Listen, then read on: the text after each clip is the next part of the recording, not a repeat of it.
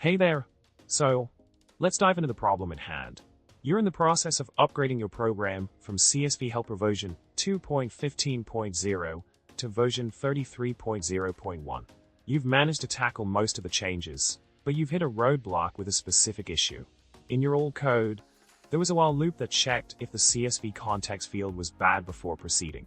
This used to work smoothly in version 2.15, but with the latest version 33, the CsvHelper property is no longer available in the context.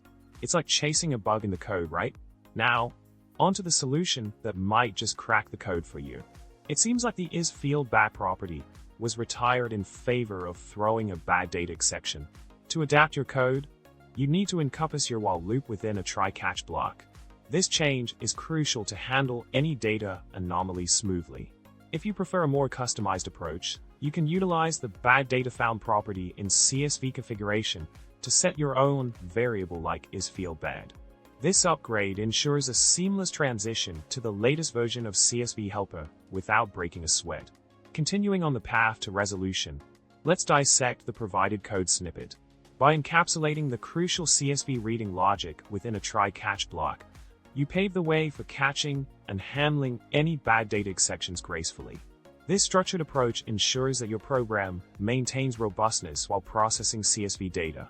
Every catch is like a safety net, ready to handle any unexpected twists and turns in the data flow.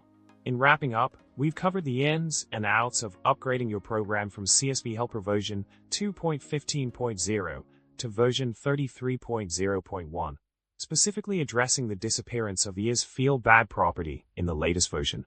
By embracing the power of try-catch blocks and utilizing CSV configuration settings effectively, you successfully navigated through this code migration challenge. Keep coding, keep exploring, and don't forget to hit the subscribe button for more tech tips and tricks. Stay curious, stay awesome,